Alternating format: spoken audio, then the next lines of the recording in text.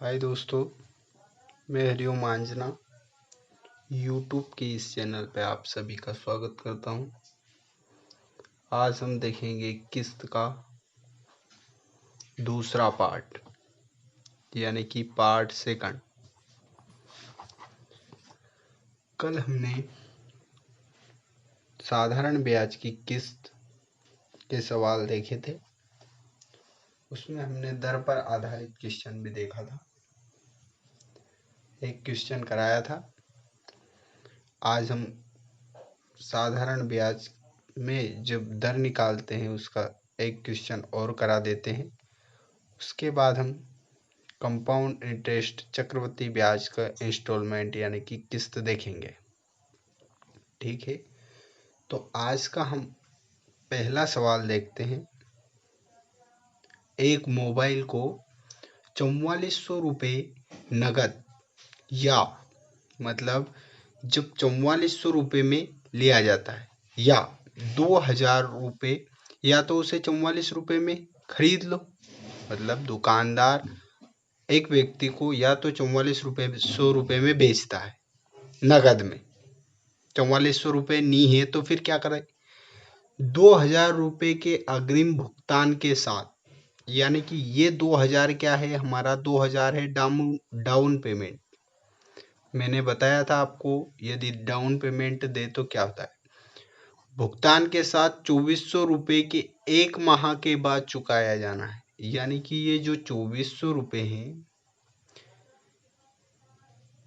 ये एक महीने के बाद चुकाया जाता है। शायद ही मैंने गलत लिख दिया, 2440 है ये, क्योंकि ये तभी इससे ज़्यादा आएगा। तो ये 2440 रुपये के एक माह के बाद चुकाया जाना है। किस्त योजना पर लगाए गए ब्याज की दर ज्ञात कीजिए। तो हम देखते हैं, तो हमें अमाउंट यानी कि 4440 रुपये प्राप्त हो रहे हैं। हमें पता है ब्याज कितना ज़्यादा आ रहा है, 4400 से 40 रुपये ज़्यादा आ रहा है। फिर हमें पता है कि हम जब ब्याज दर निकालते हैं तो 2000 रुपये तो हमने अग्रिम भुगतान दे दिए, यानी कि 4400 में से 2000 हमने दे दिए, तो बचे कितने? ये बचे हैं 2400। अब 2400 रुपये पे ब्याज लग रहा है, ये हमें ध्यान रखना है कि इसमें से ये घटाना है, यानी कि डाउन पेमेंट को शुरू में हम घटा देंगे, क्योंकि डाउन पेमेंट तो हमने नगद दिया तो नगद पे तो ब्याज नहीं लगेगा। यानी कि जितने रुपए अब बचे हैं हमें उतने रुपए पे हमें ब्याज लगेगा। तो दर भी हम उस पे ही निकालेंगे, यानी कि हमारा मूलधन अब बचा है 2400 रुपये, और 2400 रुपये को हम R/100 की दर से एक माह के लिए बोला गया है, तो 1/12। यदि 2 माह के लिए बोला जाता तो 1 माह के लिए निकालते, प्लस में 2400 में से फिर वो कितने कितने की किस्त भी बताता, यानी कि फिर 2400 में से उसे घटा के, मैंने इसके पहले जब बताया था आपको एक और दर पर आधारित क्वेश्चन, तो उसमें पूरा डिटेल से समझाया था। तो आपने यदि इसके पहला का वीडियो नहीं देखा है तो इसलिए पहले वो देख ले। इसमें एक माह का बोला है, तो माह, साल को हम माह में, यानी कि माह को हम वर्ष में कन्वर्ट करते हैं तो 12 से भाग दे देते हैं, यानी कि 00 से 00 कट गया, 12 दूनी 24 और ये हो जाएगा 20, यानी कि R बराबर हमारी हो जाएगी 20%। ठीक है, ये हमारा आंसर हो गया। अब इसको हम जल्दी से कैसे हल करना है, अब हम देखते हैं। क्वेश्चन को पढ़ते पढ़ते हमें देखना है कि 2000 रुपये डाउन पेमेंट दे रखा है, उसके बाद 2440 रुपये एक माह के बाद चुकाना है, यानी कि एक माह के बाद वो 2440 सारे के सारे ही रुपए दे देता है, तो 2000 और यानी कि 40 रुपये ज़्यादा आ रहा है, तो हमें डायरेक्ट लिखेंगे 40 रुपये ज़्यादा आ रहा है बराबर 4400 में से जो डाउन पेमेंट दे दिया यही घटा देंगे, तो हमें पता है कि 2400 रुपये आ जाएंगे। 2400 इंटू दर हमें नहीं पता है, तो R/100 इंटू जितने भी माह दे रखा है, यदि वर्ष दे रखा रहता तो एक वर्ष ही लिखते, बट माह दे रखा है तो उसे वर्ष में कन्वर्ट करने के लिए 12 का भाग दे दें, तो ये 20% आ जाएगी। अब हम देखेंगे इंस्टॉलमेंट CI की, यानी चक्रवृद्धि ब्याज की इंस्टॉलमेंट हम देखेंगे। तो चक्रवृद्धि ब्याज की इंस्टॉलमेंट ज्ञात करने के लिए हम क्या करेंगे?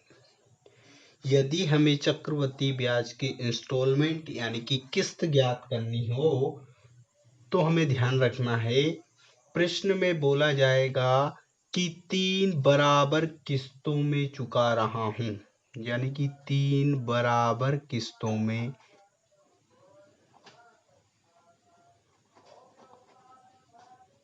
चुका रहा हूं। ऐसा भी बोल सकता है कि 2 बराबर किस्तों में चुका रहा हूं, ऐसा भी बोल सकता है कि 4 बराबर किस्तों में चुका रहा हूं। कुल मिला के चक्रवृद्धि ब्याज में हमें दे रखा रहेगा प्रश्न में कि ये चक्रवृद्धि ब्याज की दर इतनी प्रतिशत है और उसे इतनी बराबर किस्तों में देनी पड़ेगी, तो हमें कितनी राशि प्राप्त होगी, या फिर जैसा भी क्वेश्चन रहेगा हम इसके बाद क्वेश्चन देखेंगे, तो हमें क्वेश्चन के आधार पर भी इसे हल करना है। तो हमें पता है कि यदि हम चक्रवृद्धि ब्याज ज्ञात करते हैं तो इसमें R% यानी कि दर की महत्वपूर्ण भूमिका रहती है। यदि हमें दर 12.1/2% दे रखी हो तो हमें इंस्टॉलमेंट यानी कि किस्त को कैसे ज्ञात करना है? हमें पता है 12.1/2% की फ्रैक्शन वैल्यू 1/8 होती है, यानी कि 1/8 को हम जब लिखते हैं तो हम 8 से 9 पर जाते हैं, और इसमें हमें 3 बराबर किस्तों के समान दे तो रखा है, तो ये अमाउंट के समान रहती है, अमाउंट के समान रहता है ना। यानी कि यदि हमारा ये मूलधन है तो ये हमारा इंटरेस्ट है, यानी कि मूलधन पर हमें 1 का इंटरेस्ट मिलेगा, यानी कि 8 पे हमें 1 का इंटरेस्ट मिलेगा 1 साल के लिए। पर किस्त में जब हम जाते हैं किस्त में, तो हम जब सेकंड ईयर के साल जाते हैं, यानी कि दूसरे साल पर जब जाते हैं, तो हमें 8 का स्क्वायर करना है और 9 का भी स्क्वायर करना है, यानी कि 8 का स्क्वायर हम डायरेक्ट यहाँ पे लिख देंगे 64 और 9 का स्क्वायर लिख देंगे हम 81। अब हमें प्रश्न में बोला गया है यदि 2 साल दे रखा है, 2 ईयर दे रखा है, तब क्या करना? 2 बराबर किस्त, यदि हमारी ये और ये दोनों किस्त समान है तो ये किस्त तो हमारी अलग है, इस किस्त को भी हमें ये बनाना है तो हम 9 से गुना करेंगे, यानी कि यदि 9 से गुना यहाँ पे करेंगे तो 9 से गुना यहाँ भी हो जाएगा, यानी कि 72 हो जाएगा। अब हम 72 और 64 को जोड़ते हैं, यानी कि 136, तो ये जो 136 निकल के आ रहा ये हमारा मूलधन हो जाएगा, यानी कि P हो जाएगा। ठीक है, इतना समझ में आया आपको? अब हम यदि हमें प्रश्न में 3 साल दे रखा रहे तो क्या करना है? यानी कि 3 साल दे रखा है, 3 साल, ठीक है। उसके बाद में प्रतिशत में यदि हमारी दर दे रखी है 10%, तो हमें पता है कि 10% की फ्रैक्शन वैल्यू 1/10 होती है, यानी कि 1/10 होती है। अब हम 3 साल के लिए यानी कि इंस्टॉलमेंट ज्ञात करना और काय की ज्ञात करना है, ये भी हमें ध्यान रखना है। चक्रवृद्धि ब्याज की ज्ञात करना है, प्रश्न में हमें चक्रवृद्धि ब्याज दे रखा है, यदि चक्रवृद्धि ब्याज नहीं दे रखा है तो हमें समझना है कि ये साधारण ब्याज की किस्त है, ठीक है। अब 3 साल के लिए दे रखा है तो 1 साल के लिए 10 से 11 पे जाएंगे।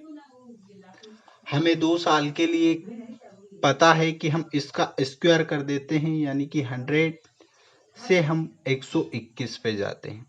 हमें 3 साल के लिए करना है तो इसका ही हम क्यूब कर देंगे और इसका भी क्यूब कर देंगे, यानी कि 1000 से हम 1331 पे चले जाएंगे। अब हमें पता है कि 3 साल की किस्त बराबर किस्त है, प्रश्न में दे रखा रहेगा, तो हम इन तीनों किस्तों को हमें बराबर करना है।